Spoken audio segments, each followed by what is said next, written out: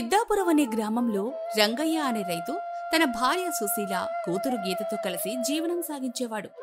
వారికి ఉన్నది 1 ఎకరం పొలం. ఏవండి, మీరీరోజు ధాన్యం బస్తాలను మార్కెట్కి తీసుకెళ్లి అమ్ముతానన్నారు కదా, ఇంకా బయలుదేరలేదేంటి? అది కాదు సుశీల, ఇంకా ధాన్యంలో తేమ ఉన్నట్లుగా అనిపిస్తోంది నాకు.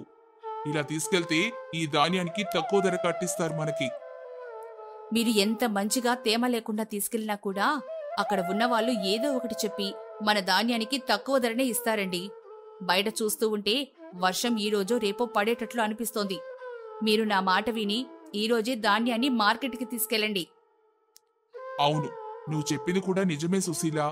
ఇదిగో ఇప్పుడే ధాన్యాన్ని మార్కెట్కి తీసుకెళ్తాను. అలా అన్నారు, బాగుంది.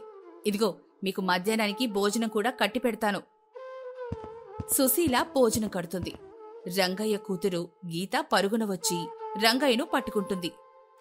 నాన్నా, పట్నానికి నేను కూడా వస్తాను నాన్నా, నన్ను తీసుకెళ్లవా? ఇప్పుడు కాదులే తల్లి, మళ్ళీ ఇంకెప్పుడైనా తీసుకెళ్తాను. లేదు, నేనిప్పుడే వస్తాను నాన్నా.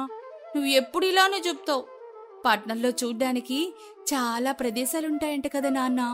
నా స్నేహితులు చాలా మంది చెప్పారు, నన్ను తీసుకెళ్ళు నాన్నా. గీత, నాన్న పని మీద వెళ్తుంటే ఇలా సతాయించొద్దు అని ఎన్నిసార్లు చెప్పాను? తర్వాత తీసుకెళ్తా అని చెప్పాడు కదా. అరే, ఆ అమ్మాయిని అలా ఎందుకే అంటావు? తను సరదా పడ్డంలో తప్పే ఉంది చెప్పు. అమ్మా గీత, నేనిప్పుడు పట్నానికి ఈ ధాన్యం అమ్మడానికి వెళ్తున్నాను. వచ్చేసరికి రాత్రి అవుతుందో లేదా మరుసటి రోజు వస్తానో తెలీదమ్మా. వచ్చేటప్పుడు నీకు పట్నం నుంచి మంచి బట్టలు తీసుకొస్తాను. హా నాన్నా, నాకు గులాబీ రంగు అంటే చాలా ఇష్టం కదా. గులాబీ రంగు బట్టలు తీసుకురండి. అలాగే తల్లి. రంగయ్య ఎడ్ల బండి మీద ధాన్యం బస్తాలేసుకుని మార్కెట్కి బయలుదేరాడు. రంగయ్య ఒక టీ కొట్టు దగ్గర కూర్చొనున్నాడు. సూరి అతని దగ్గరకొస్తాడు. అయ్యా, నా పేరు సూరి.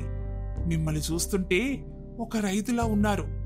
మీ దగ్గర పని ఏదైనా ఉంటే చెప్పండి అయ్యా. బాబు, నాకున్నదే 1 ఎకరం. అందులోనే నేను ముక్కుతూ ములుగుతూ ఈ బండెడు వడ్లు పండించి పట్నంలో ఉన్న మార్కెట్కి తీసుకెళ్తున్నాను. నా దగ్గర పని వాళ్ళను పెట్టుకునేంత స్థాయి లేదు. నిన్ను చూస్తుంటే బాధగా ఉంది. ఇదిగో ఈ 10 రూపాయలు తీసుకో. అయ్యా, నేను అడుక్కునేవాణ్ణి కాదు. నేను ఊరికే డబ్బులు తీసుకునేవాణ్ణి కాదు. పని చేయకుండా నేను ఎవరి దగ్గర కూడా 1 రూపాయి తీసుకోను. సరే, అలాగే. ఇదిగో నా ధాన్యం బస్తాల్ని మార్కెట్లో దించితే నీకు డబ్బులిస్తాను, సరేనా? అలా అయితే సరేనయ్యా, వస్తాను. సూరి రంగయ్యతో పాటు మార్కెట్కెళ్లి బస్తాలు దించడంలో సహాయం చేస్తాడు. అక్కడ ఒక వ్యాపారి ధాన్యం కొనుగోలు చేయడానికి వచ్చాడు. ఇదేంటయ్యా, ధాన్యం ఇలా ఉన్నాయి? ఇలా అయితే ధాన్యం ఎక్కువ ధరకు పలకదు. అయ్యా, అలా అనకండయ్యా. మీరు ఎంతో కొంత చూసి ఇవ్వండి అయ్యా. ఇదిగో చూడు, నేను చెప్పిన ధరకిస్తే ఇవ్వు, లేదంటే లేదు.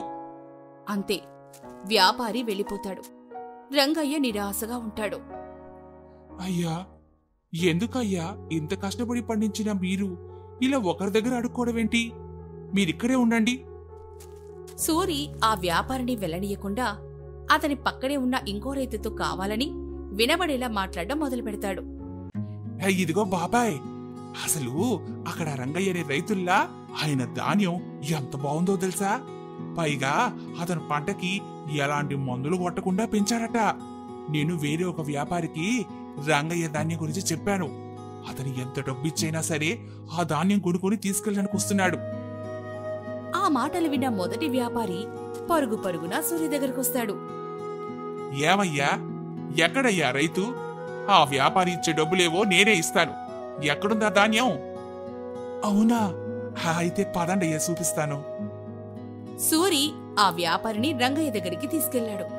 అతను రంగయ్య అడిగినంత డబ్బిచ్చి ధాన్యం కొనుగోలు చేశాడు. సూరి తెలివి చూసి రంగయ్య ఎంతో సంతోషించాడు. రంగయ్య సూరి కలిసి నడుస్తూ ఉన్నారు. బాబు సూరి, నేనిప్పటి వరకు నీలాంటి తెలివైన వాణ్ణి చూడలేదే. నువ్వు నా దగ్గర పని చేస్తావా? మీరు పని చేయించుకుని డబ్బులిస్తా అంటేనే వస్తాను. ఊరికే డబ్బులిస్తే తీసుకోను మళ్ళీ. సరే సరే అంటూ సూరిని వెంటబెట్టుకుని తన కూతురికి గులాబీ రంగు డ్రెస్సుని కొని ఇంటికెళ్తాడు. ఇంటి దగ్గర సుశీల సూర్యుని చూసి ఆశ్చర్యపోయింది. ఈతనెవరండి? జరిగిందంతా పూసగుచ్చినట్లుగా వివరించి, సూరి చాలా మంచివాడు. మన కూతురికి ఎంతకన్నా మంచి భర్తని తీసుకురాలేను అని నాకు అనిపిస్తోంది.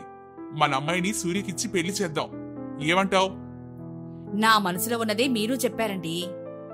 ఆ తర్వాత రంగయ్య సూరికి తన కూతుర్నిచ్చి పెళ్లి చేసి ఇంటల్లుడుగా చేసుకున్నాడు. సూరి తెలివితో ఆ 1 ఎకరాన్ని 5 భాగాలుగా చేసి కూరగాయలు పండించి ఎక్కువ లాభాలు పొందారు. కాని ఆ లాభాలు చూసి గ్రామంలోని కొందరు రైతులు ఈర్ష్యపడడం మొదలుపెట్టారు. గ్రామసభలో కొందరు రైతులు రంగయ్య మరియు సూరి గురించి మాట్లాడుకుంటూ ఉన్నారు. రంగయ్య, సూరి కూడా అక్కడికొస్తారు. ఆ రంగయ్యకి ఆ అల్లుడొచ్చాక విర్రవీగుతున్నాడు. ఇంతకాలం పండించింది వడ్లే కదా, ఇప్పుడు కూరగాయలు పండించి బాగా సంపాదిస్తున్నాడు. అంతా ఆ సూరి తెలివితేటలు. చూడు, ఎకరం భూమిని 5 భాగాలు చేసి ఏకంగా 5 పంటలు పండిస్తున్నాడు. ఇది మనందరికీ కూడా చెడ్డ పేరు తెస్తుంది. ఏంటయ్యా, పక్కన ఉన్నవాడు బాగుపడితే మీకు ఈర్ష్యనా? ఏది పండించాలన్నది మా ఇష్టం, మీరెలా మాట్లాడమేంటి? అయ్యా, వాళ్ళని మీరేం అనకండి. వాళ్లకు తెలియక అలా మాట్లాడుతున్నారు. వాళ్ళకు కూడా మనం సహాయం చేస్తే వాళ్ళు కూడా బాగుపడతారు. ఏంది, నువ్వు మాకు చెప్పాలా? మీ తెలివితేటలు మాకవసరం లేదు, మాకు మా పంటలే ఉన్నాయిలే. సూరి ఆ మాటలను పట్టించుకోకుండా గ్రామ సర్పంచ్ దగ్గరికి వెళ్లి ఒక కొత్త ఆలోచన ఇస్తాడు. ఆ ఆలోచన ప్రకారం గ్రామంలోని రైతులందరూ ఒక సహకార సంఘంగా ఏర్పడి తాము పండించిన కూరగాయలను నేరుగా పట్నంలో అమ్మాలి. ఈ ప్రణాళికను సర్పంచ్ ఆమోదించారు. గ్రామసభలో సర్పంచ్ ఇలా మాట్లాడతాడు. సూరి చెప్పిన ఆలోచన నాకు నచ్చింది. మనందరం కలిసి ఒక సహకార సంఘం ఏర్పాటు చేసుకుని మన కూరగాయలు నమ్ముకుంటే ఎక్కువ లాభాలొస్తాయి. అప్పుడు మనందరం ఆర్థికంగా స్థిరపడొచ్చు. ఏమంటారు? కొందరు రైతులు సంశయంగా చూస్తారు. అది ఎలా సాధ్యం సర్పంచ్ గారు? పట్నంలో వ్యాపారుల ముందు మనం నిలబడగలమా అసలు? మనం ఎందుకు నిలబడలేము? మనందరం కలిసి ఒకటైతే మనదే బలం. పట్నంలో ఒక పెద్ద కూరగాయల మార్కెట్ ఉంది. అక్కడ మనం మన కూరగాయలను ఒకేసారి అమ్మితే వ్యాపారులు మన దగ్గరికి వచ్చి కొనుగోలు చేస్తారు. అప్పుడు మనం అడిగినంత ధర చెల్లించక తప్పదు కదా. అది ఎలా అవుతుంది? వ్యాపారులు మన మాట వింటారా? వినక తప్పదు. మనమందరం కూరగాయలు పండించి ఒకేసారి తీసుకెళ్తే వారికి ఇంకో దారుండదు. మనం ఇప్పుడు ఏ వ్యాపారి దగ్గర భయపడి అమ్ముతున్నామో వాళ్ళే మన దగ్గరకొచ్చి అడుక్కోవాల్సి వస్తుంది. సూరి మాటలకు రైతులు ఒప్పుకున్నారు. సర్పంచ్ నాయకత్వంలో ఆ సహకార సంఘం ఏర్పాటైంది. అందరూ కలిసి పంటలు పండించారు. ఆ పంటను పట్నంలో అమ్మడానికి రంగయ్య, సూరి వెళ్లారు. పట్నంలో మార్కెట్లో రంగయ్య మరియు సూరి వారి కూరగాయల బండిని దించుతున్నారు. వ్యాపారులు వారి దగ్గరికి వచ్చేస్తారు. ఏంటయ్యా, ఎంత ఎక్కువ కూరగాయలు తీసుకెళ్తున్నారు? మీరంతా కలిసి పండించారా ఏంటి? అవును, మా ఊర్లో రైతులందరూ కలిసి పండించారు. మీరంతా కలిసి వచ్చారంటే మా పనులకు అడ్డమా? ధరలు పెంచుతారా ఏంటి? అవును, ఇప్పుడు మీరు చెప్పిన ధరకు మేమమ్మం. మేము నిర్ణయించిన ధరకి అమ్మాల్సిందే, లేదంటే ఇంకో వ్యాపారికి అమ్ముతాం. అలా ఎలా సాధ్యమవుతుంది? మీరంతా కలిసి ఇలా చేస్తే మేమెలా బ్రతకాలి? మీరింతకాలం మమ్మల్ని ఎలా బతకనిచ్చారో మాకు బాగా తెలుసు. అందుకే మీ దగ్గరకు వచ్చాం. మేము నిర్ణయించిన ధరకి మీరు కొనుగోలు చేస్తే కొనండి, లేదంటే లేదు. వ్యాపారులు ఆలోచిస్తారు. వారు కలిసి ఒక ధర నిర్ణయించుకుని సూరి దగ్గరకు వస్తారు. సరే, నువ్వు చెప్పిన ధరకే కొంటాం. చాలా మంచిది. అప్పట్నుంచి సిద్ధాపురం రైతులు తాము పండించిన పంటలకు మంచి ధర పొందడం మొదలుపెట్టారు. సూరి తెలివితేటలు మరియు నిస్వార్థమైన ఆలోచన వల్ల గ్రామంలోని రైతులందరూ ధనవంతులయ్యారు. అతను కేవలం తన్ను తాను కాదు, తన చుట్టూ ఉన్నవారిని కూడా బాగుపరిచాడు. ఈ కథనం కష్టం చేయడంతో పాటుగా తెలివితేటలు ఉపయోగించి పనిచేస్తే విజయం ఖచ్చితంగా సాధించవచ్చు అనే నీతిని మరింత బలంగా చెబుతుంది.